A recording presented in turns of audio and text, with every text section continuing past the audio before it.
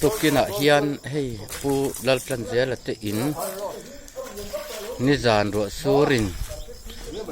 an kom sak lampang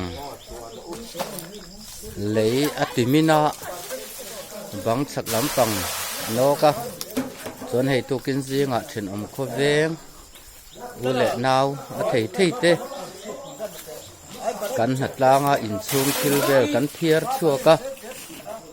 chuan tuna hian carpet pho tel ani to a hei a chung lama chemek thoma hei then om kho veng te an pelin an tlom ngai na aro pui khop mai hei chung lam kan enanga hei a chung ani a hei tukina hian a in chung a bung ruwa a tulang ang te kan la chuak a chuan chuma hian hei lei a tam hle a carpet kan buat sai carpet pho dan tur ngai tu a hei engemaw zat kan khop to a sitting room lam tuna hian boi pui le meka hei thon om kho veng te le u le naw then rual tha te min pui tu te zong zong chunga lom thu kan soi ani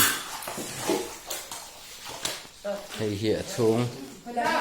bang sak lam tang hi anek chia a chuan he thil lo then hun hi ni zan dar som vel kha ani hmela na hian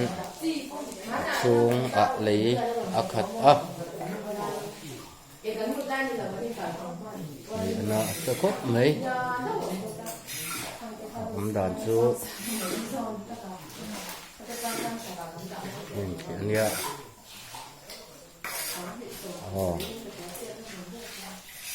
hei tun trum chau hi ni to lowa kum kalta kum hi kum thum liam ta po kha na bang sak lam pang zong zong hi kan thiat to a chunga lei vung tam tak to a chu van tlang le then om kho veng ten mian sing sak pui to ani chakalu rem ania chakalu rem sira ron pile ati te ro pa ti hian dal sira le pila